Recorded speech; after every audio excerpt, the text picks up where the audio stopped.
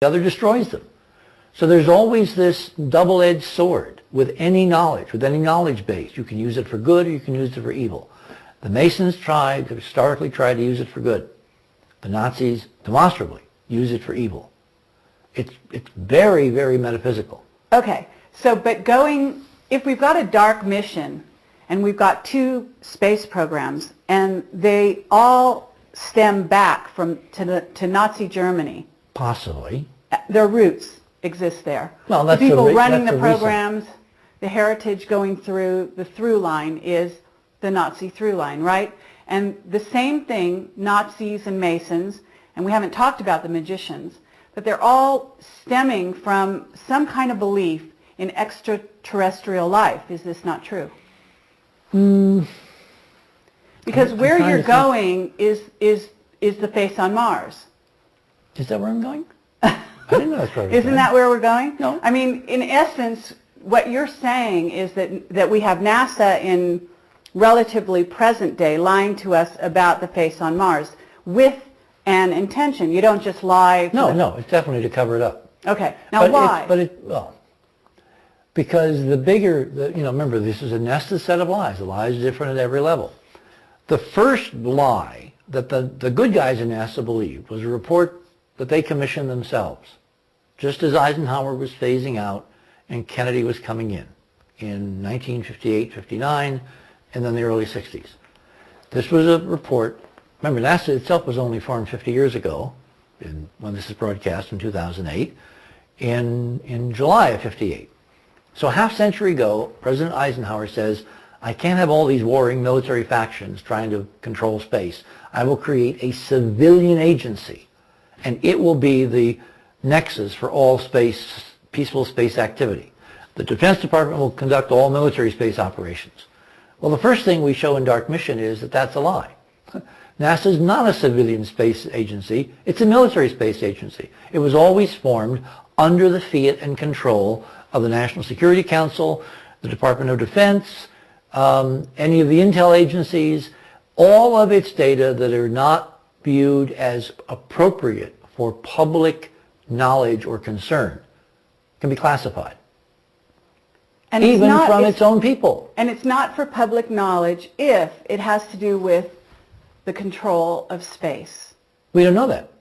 We know under the law, anything that the president or his minions deem classifiable can be classified. They don't have to give a rationale. Okay, but I'm asking you, what's the rationale for classifying if you have space program? If you have a vanguard agency whose mandate is to boldly go where no one has gone before, and you know, because you've got secret documents to say it's out there, that they're going to run into artifacts, ETs, old libraries, generators, spaceships, God knows what, and you don't want to tell the people that that's what you're really looking for, then you will create in law an agency which only can let them know what you want them to know and keep all the good stuff secret, which we now prove with the charter itself in Dark Mission is what NASA is. Okay. NASA, every time a spokesperson comes on and says we're a civilian agency, that person probably believes it because he hasn't read the charter. Mm-hmm. I have people now arguing with me on various conversations on the web. I'm on Graham Hancock's forum in England, and there are people arguing that Hoagland doesn't understand how to read the charter. That only is a metaphor. No, it's not a metaphor because there are several sections to the Space Act that clearly reaffirm the absolute right of the president to classify any NASA data he does not want to make public. That makes it a military organization. Simple. Civilians would be independent. They'd be able to publish. Science that I was taught is publish or perish. You find something, you write it up in a paper, you put it out there in the peer-reviewed literature, you let people all, have at it. You then get a consensus that, well, he's right on this and he's wrong on that, and we're going to go get more data, and the process goes on. That's not what NASA is allowed, external to NASA, to do.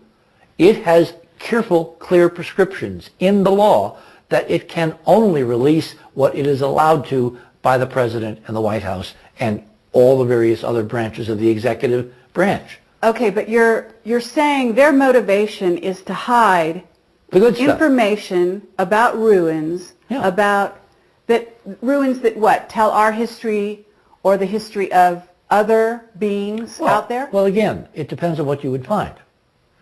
If the name of the game is to keep us suppressed through physics and technology, and you have an economy which consciously is now dependent on oil. The world is controlled through oil, through the dollar.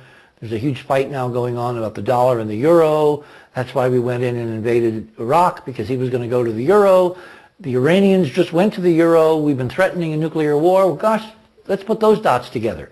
It's about political and economic control. So you go out to the moon, or you go to Mars, or one of the moons of Jupiter, and you find a working alternative energy power plant that's the size of a teacup and can run half a city.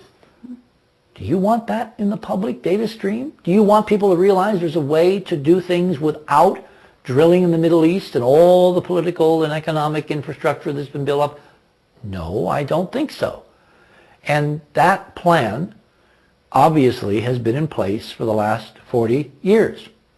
As the oil economy was building, as people could project, people demand energy, they're going to want more stuff, more gadgets, we're going to build them computers someday, they're going to have SUVs, all of the stuff that we take for granted that we sell incessantly on this screen, creating a consumer society that is fueled ultimately by oil energy. Nuclear energy is a tiny percentage of the oil energy of the world. Would you want to enter into that mix an alternative energy system, technology, which would allow every house to get off the grid, every person to be sovereign suddenly, where they would have unlimited amounts of energy from a thing running in their basement that they never have to look at and touch again for their lifetime, just by flipping a switch that would draw energy out of space, out of another dimension, that would be hyperdimensional? No, not if you're into control, because how do you control people? You keep them dependent on you for the critical resources of life. And energy is a critical resource of life. Try living in your home for 2 days without it. You'll learn very quickly. As Art used to say, you basically have a very expensive box. You're talking about NASA is covering secrets No, I'm because saying of technology. They could have. That's one possible rationale. Frankly, I don't think that's the best one. Okay. All right. My bet, and again, these are outside bets. I don't have sources telling me this is what's going on. And even if I did, would I believe them? No. I would have to find records and data and evidence to check, to counterpoint what they're telling me. I frankly think it's the religious thing.